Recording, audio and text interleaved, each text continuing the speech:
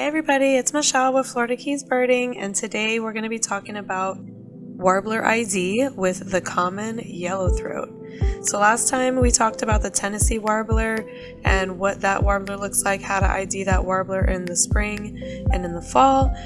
So today is the common yellowthroat, so let's get started. So the common yellowthroat is a long-tailed bird. It is common to wet, brushy fields and marshes, and you'll often hear the chip calls from cattails or thickets. You'll kind of be walking around and you hear like the chip, chip. It has a specific sound. They're more conspicuous than other ground-dwelling warblers, and they twitch their tail like a wren, and they forage in open habitats. But it can kind of be I don't know, they kind of hide a little bit. They're not like a super friendly warbler, I'd have to say. Like the palm warbler, it'll kind of like pop around and come right up to you. This warbler, not so much. If they see you, they're gonna kind of hide and try to get away. So a spring plumage male is gonna have the black bandit mask bordered with dull white on top. I call them the raccoons of the warbler world. So you can see in the photo here, he's got the black mask, the black bandit mask, and then the bright yellow throat with the and the breast as well. Whitish or buffy on the belly, and yellow undertail coverts above on the upper parts. It's going to be dull, like a dull olive type color, like an olive buffy type color. No tail spots, and they can have dark to light brown legs, but sometimes they can also look pinkish and bright light. So as you can kind of see in this picture, how the legs look kind of pinkish. So this is for a spring plumage female, similar to the male, but with no or very little black or white on the face. No mask, and they're going to be like that olive brown color on the head and on the upper parts. So above it'll kind of look like that olivey brown color, and they have a light eyebrow and eye ring. So you can tell the female in this picture looks very different than the male did for the spring plumage. Okay, so a first fall plumage male will be similar to spring adults, but they'll be browner on the flanks, and they'll appear to have like dirty cheeks, with a black kind of faded. It's almost like you can see where the mask will be coming in, but they say it's like black, suggesting a faint mask. So you can see in this picture of a first fall male, he's kind of got that, blackish cheek where the mask is going to be forming, and they're just a little bit more pale, but the male still has that bright yellow throat.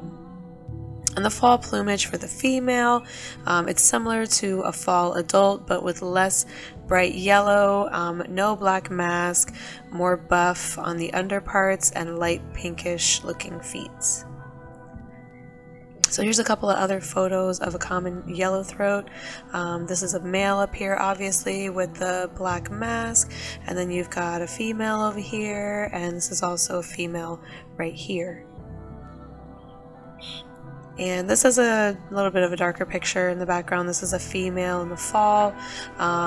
Some of the other warblers that you can mistake this warbler for are female morning warbler, female Kentucky warbler, female Connecticut warbler, female Nashville warbler, female Wilson's warbler. So those are some that they can be mistaken for. So let's look at migration timing for the spring. They're abundant and widespread, both in spring and fall for their paths. They span the continent, and many cross the Gulf of Mexico. So you can see here that you've got April 1st, this is kind of where they are. By April 10th, they're right here. By April 20th, they're right here. By May 1st, they're up here. And by May 10th, they're right there.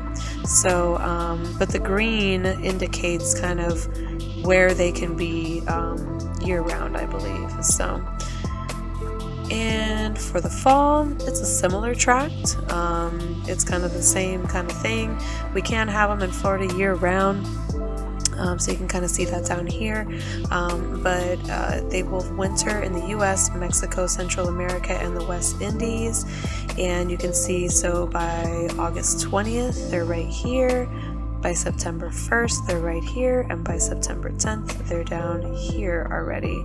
So I think this is pretty accurate. As far as, I would say for spring, this is pretty accurate.